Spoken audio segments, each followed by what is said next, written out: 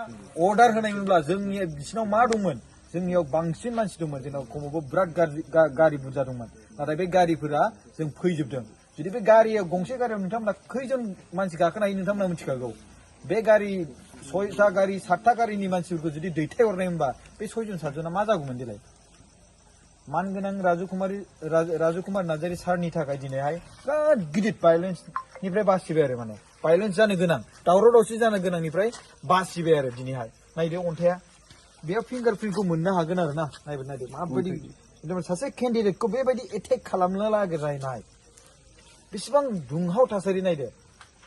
बेबायदि खालामनो नाङा हामा नोंथांमोनहा सरकार दङ 5 बोसोर नोंथांमोना रान खालामनो हागोन बोसोरसेयानो जायाखै हा थाखा फैसा दङ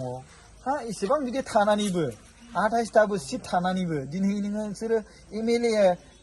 बोसोरसे जायगायावनो नोंथांमोना जे गिनो गोनां जालायनाय बे दिनै एग्जाम्पल नुबाय आरो ना आं खुद दिनै प्रेक्टिकेलि मोनदांदों आरो ना नोंथांमोननि बेबायदि आखल आखुखौ हा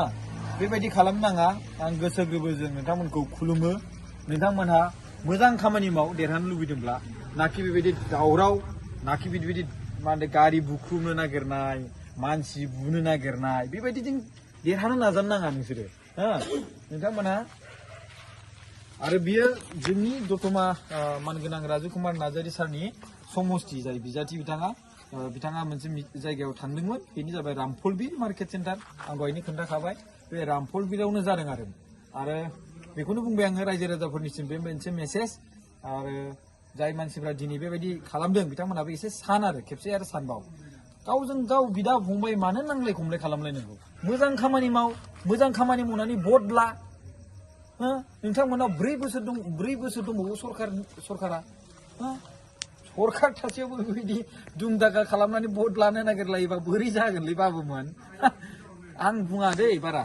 बास बेखौल' बुंगोन आं नोंथांमोनखौ आरो बांद्राय बुंबावबाथ' नोंथांमोना सेटेप जाखागोन आं बुंनाया बन्द जादों मिथिबायना खिन्थु बेबायदि खालामबाय थायोब्ला ना एकदमबारे केमेराखौ लानानै नोंसिनि खोमा मेगन गन्थं हाथायाव एम्फौ दंना गैया बेखौबो खेबगोन आं मिथिबाय खुलुमबाय थेंक इउ स' माच